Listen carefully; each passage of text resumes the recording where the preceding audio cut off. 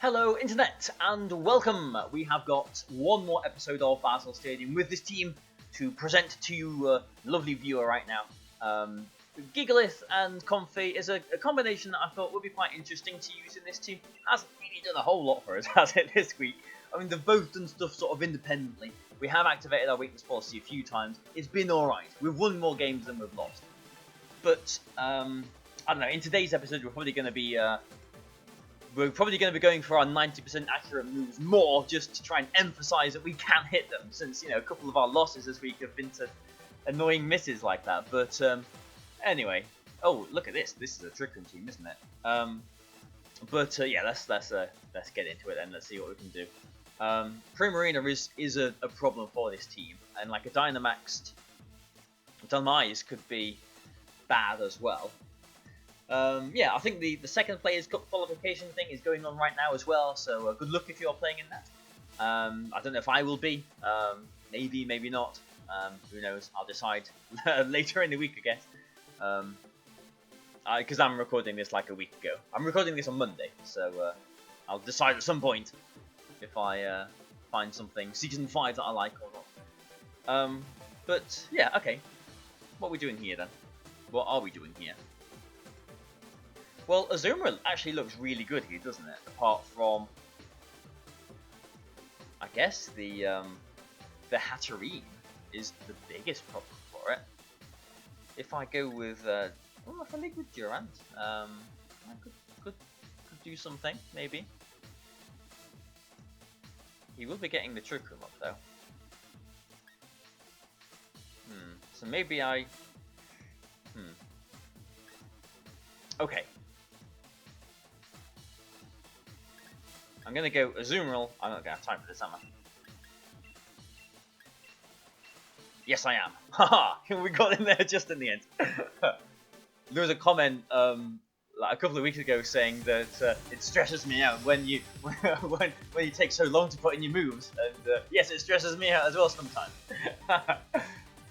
Yeah, okay, let's do this then. I mean, I'm leading like this in theory, thinking that I can... Okay, I mean, he might have Fake Out on the Grimmsnarl, but thinking that I have some options to maybe stop Trick Room if he doesn't lead with the Hatterene. And if he does lead with the Hatterene, panic somewhat. But yeah, okay, I mean, we've got Gigalith in the back, which is pretty good. I'm just going to Belly Drum here, and I guess I would rather they didn't get a Trick Room up. They quite, okay, they have got Fake Out. I mean, okay, we're still getting a Belly Drum, but they quite kindly led with Dusclops instead of the Hatterene, but still it doesn't make any difference because they have got Fake Out. So here's the Belly Drum. Now, if this Dusclops has got Haze as well, then that would just be cherry on top, wouldn't it? Here, but let's see what it has or hasn't got. I'm tempted actually to.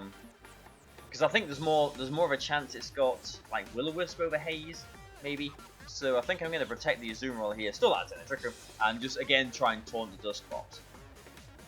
Because Dusclops, if all it's doing is, you know, Nightshading, is not really an issue. Pain Split, okay. Thunder Punch.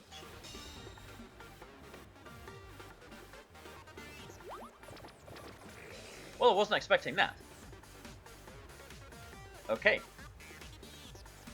Alright then.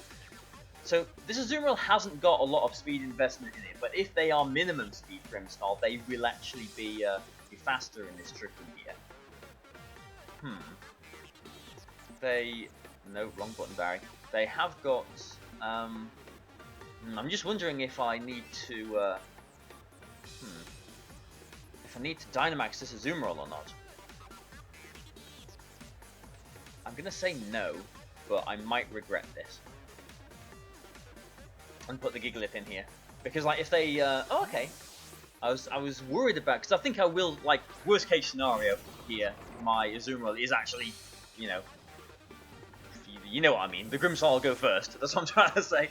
And he does Thunder Punch me. I was worried about him going for a Nightshade and Thunder Punch, because that probably would knock the Azumarill out. But I think there is a chance my Azumarill might underspeed the Grimmsnarl anyway. And it does, yes. And we do hit the player off, yes. And it's a focus sash on the Grimmsnarl. Okay. Okay. And there's the Thunder Punch. Oh, into what was the Talonflame. Yes, I predicted that perfectly. Ha ha ha. And the sash and everything. Yes. Okay. Because, like, yeah, I mean, if it just stayed in and gone for a Nightshade and Thunder Punch, like, Azumarill would have been, like, would the Thunder Punch have done 100 damage to Azumarill? I'm not actually sure it would, actually. Actually. But, because it had the Focus Sash, yeah, we're still in a little bit of a sticky situation here, though, really, aren't we? Because this Delmise is probably going to be the one that's Dynamaxing.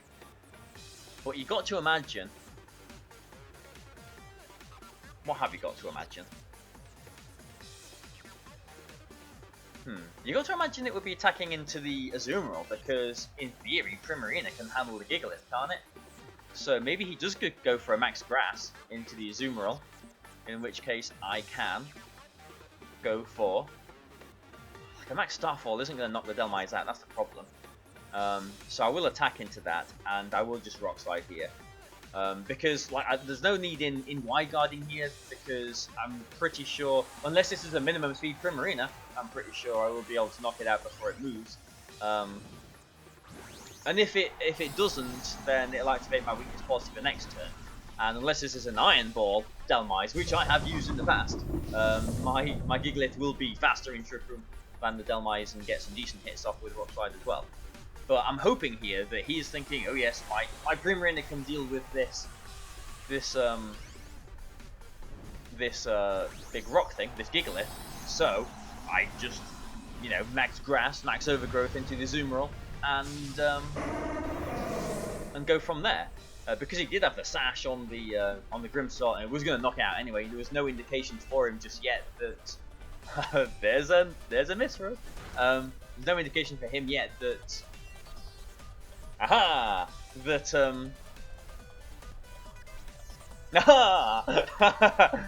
and he was actually minimum speed. There's no indication for him just yet that I am actually Sap Sipper. Okay. A double sip from the sappy rabbit.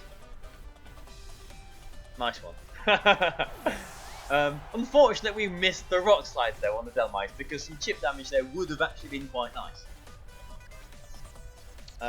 And now he is just going to be going for either a Steel Spike into the Azumarill or the Gigalith, or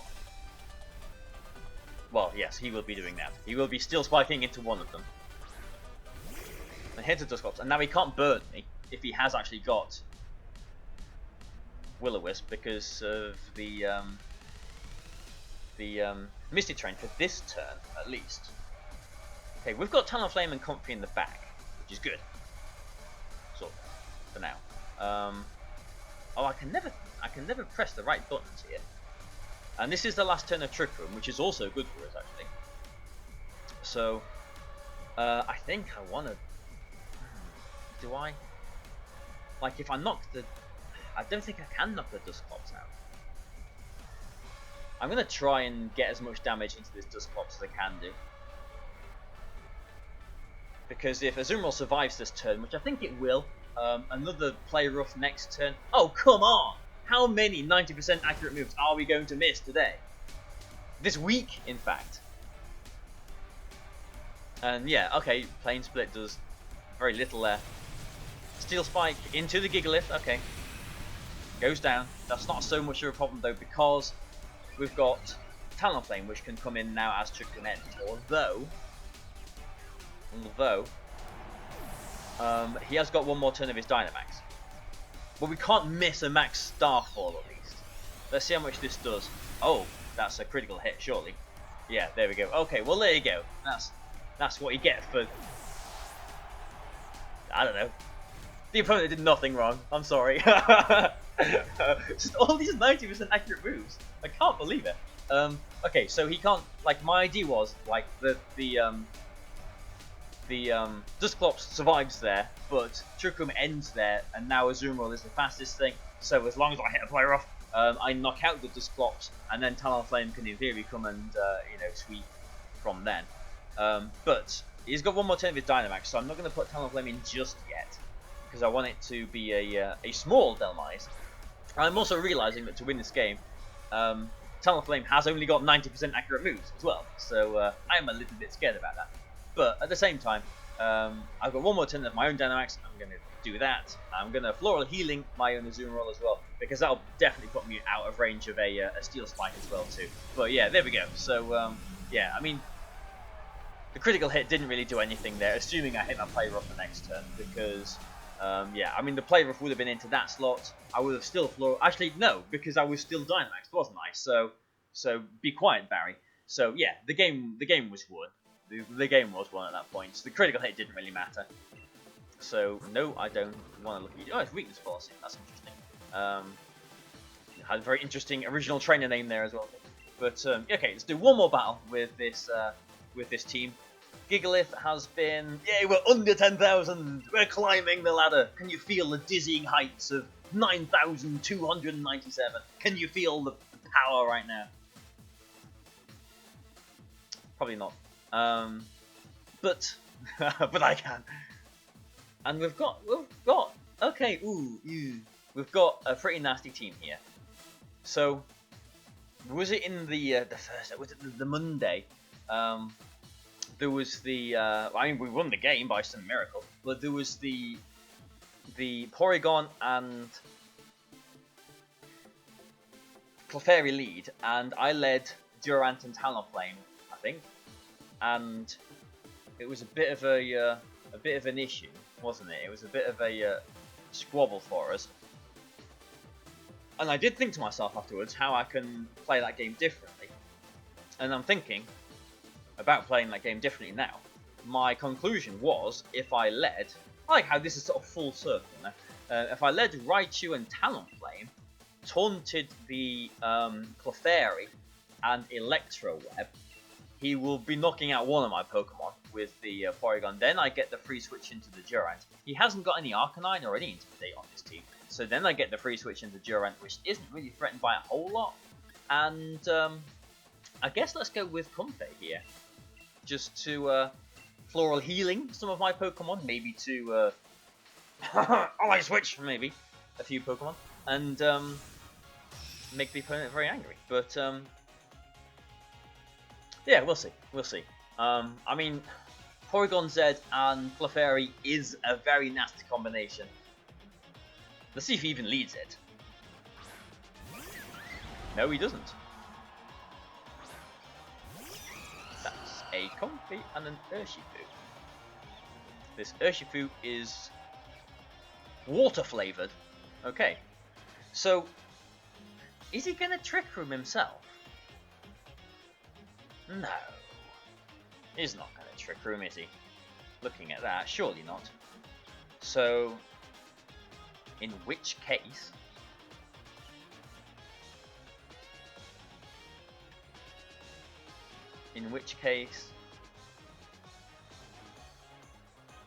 like, the Sash will probably be on the Urshifu, won't it?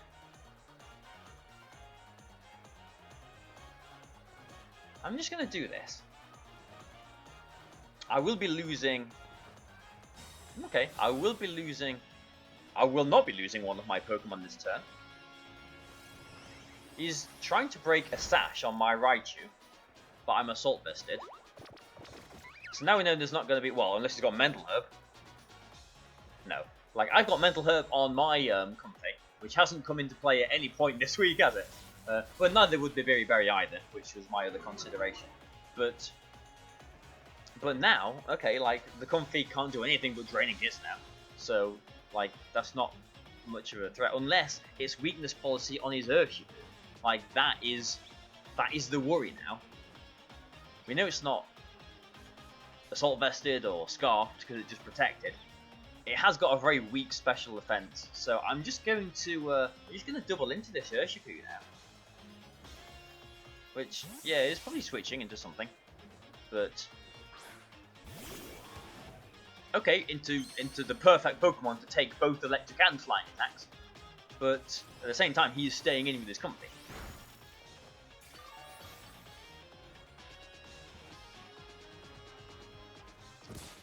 Okay. we're getting a reasonable amount of damage.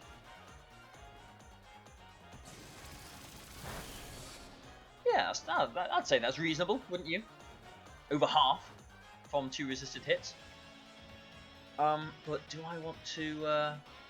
I mean, he's going to be going for poison attacks, isn't he? Or is he? Or is he like if he overdrives, then he's not Dynamaxing, and I can, in theory, just knock it out by doing the same thing again. If he does Dynamax and goes for the poison attack, then he's Dynamaxing, and he's already at half health, so it's not really too much of a problem for us. So, okay, I'm just gonna do the same again, but with an overheat this time, because if we hit the overheat, if he doesn't Dynamax his, okay, he's not Dynamaxing the thing. Talonflame will go first if this overheat hits, which is the same accuracy as dual wing beat. Then we knock out the thing, and then thank you for hitting a 90% accurate move, and then we get the Thunderbolt into the Comfy, which is nice damage. Can't complain about that. And the good thing about having this mixed Talonflame is, you know, they've got the Urshifu in the back. I'm not going to be overheating that, so you know, I've not lowered my physical attack at this point. The Taunt will be wearing off next turn, though. I think.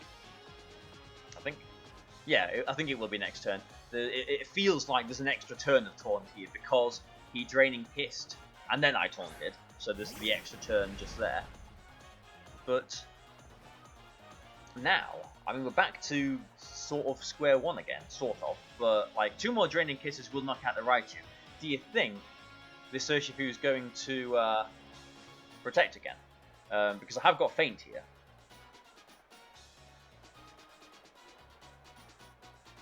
Like, I'm worried about the Urshifu Dynamaxing, to be completely honest.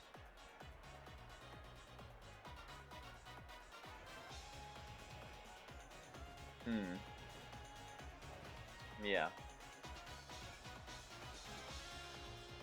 We've not used Feint at all, have we? Let's Feint. Let's just get some damage on this Urshifu. Aha! Haha! We Feinted successfully! Nice.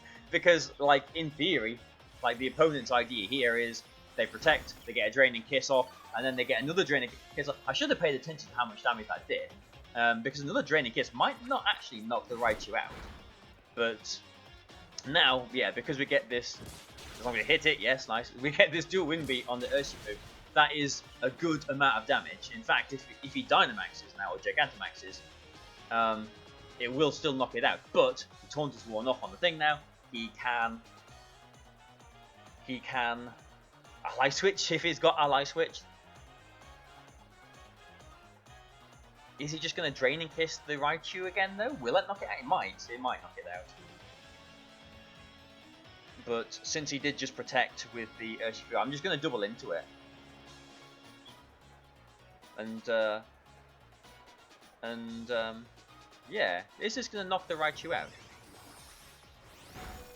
No! Haha! There you go, that's the Assault Vest. And is there an Aqua Jet or anything? No, there isn't an Aqua Jet. Well, I guess we won't see because Dual Wind Beat is still got the priority. Yeah, here we go. Wow. Raichu and Talonflame clearly is the greatest lead of the Season 6 format. I have noticed, and it doesn't surprise me at all, that Talonflame is very common. That's Porygon, isn't it? Yeah, it's Porygon Z. Okay, so we're still not out of the woods at all because I've still got their Dynamax. They can knock out the Raichu here, so it doesn't really matter what we do with the Raichu, unless we try to like feign just for a bit of extra damage, I suppose. But is there any point in doing that? Maybe I try an Electro Web here, and I'm going to taunt this thing, because if he Draining Kisses, I get the taunt off, and I know he can't Ally Switch or whatever in the future. If he doesn't go for a Draining Kiss, if he goes for like an Ally Switch or something now, then I'm getting the Electro Web off, which actually isn't really doing it for us, is it? But we'll get the Electro Web off still.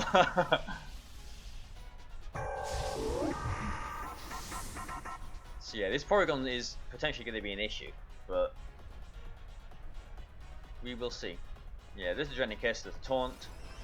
Okay, can my back two beat these two? It's my Comfy and their Comfy. Their Porygon Z. My Durant. But at least now we know that this Comfy, all it can do is Drain and Kiss. It can literally only Drain and Kiss now. And even if it has got Giga Drain or whatever, like, so what? So, now, well, now we are in an interesting situation, aren't we? An interesting position here. If they max strike as well, they will be faster the next turn too. This isn't good, actually. This is not good.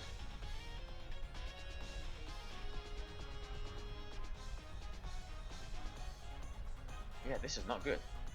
Because if I think they're going to max strike, then maybe I Trick Room here.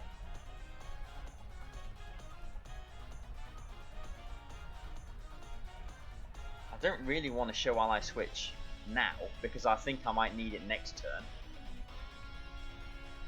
So I'm just gonna double into this thing, I guess.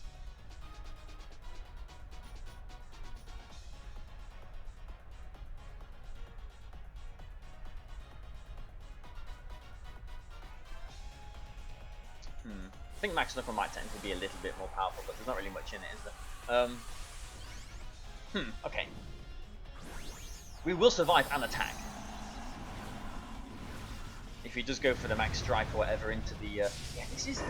Maybe the Electro would have actually been quite nice for us to get off. Maybe we could have gone for a Tailwind instead, but... I just like the idea of shutting down the Comfy so we know that it can't Ally Switch, it can't do anything sneaky like that. Or if he's doubling into my Comfy here, that wouldn't be the worst case scenario either, I don't think. If it comes down to Comfy versus Comfy, his will win though, because his has got the Draining Kiss. Ooh, that might be in Giga Drain range next turn, maybe. If he doesn't, like, if he max strikes the Durant here, we might be okay then. And if he doesn't, Durant is still going to be at full health. Okay. Oh, that's in Drainicus range. That's in Drainicus, and we can't max strike. We can't max guard, rather. Wow, we've found some way to lose. No, we haven't found some way to lose this game because it's got a life orb. No, but yes, we have still lost the game because because he's gonna Drain and Kiss. Oh no. Oh no. What is the priority on Ally Switch versus the priority of the +3 Drain and Kiss?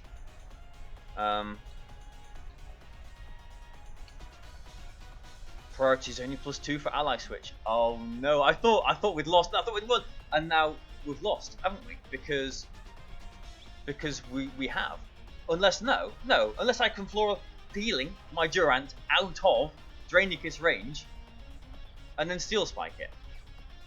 I need my Comfy moved first last turn. Please still be faster, Comfy. Please still be fast. No, but there was an Electro Web, wasn't there? I Electro Webbed at some point in this battle, didn't I? Or did I not? Is that how I'm faster? Either way, wow, that was almost a loss. Wow.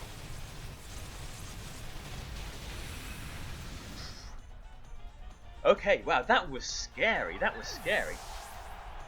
I mean, and also, like, I'm just gonna check as well. Like, Max Steel Spike has a power of 195. Is that right? 195? Let's check. 195, yeah. And Max Knuckle, is it 90 or is it 95?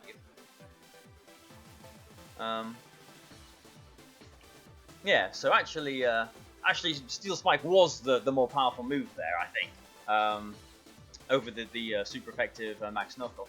But if I wasn't sitting down already, I would say I would need to sit down after that. That was. I thought I'd won the game. At the point where I taunted the Comfy, I guess I knew that with a Dynamax Porygon Z, it could still be a bit of a problem for us. But that max strike, the speed lowering is nasty, isn't it? It's very, very nasty. Is there anything that I could have done, like, to make the end of that game a little bit safer? Like, I guess if I'd Tailwinded with Talonflame instead, then would that have done anything for us? It wouldn't.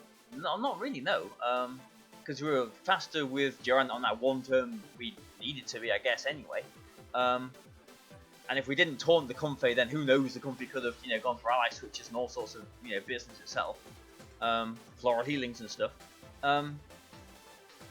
But maybe I could have taken that turn to just like overheat or dual wing beat or something into the Porygon Z as well, to put it in range of a max steel spike. But then again, if I'm not taunting the Comfey, could have been an ally switch to to lose the game at the end as well.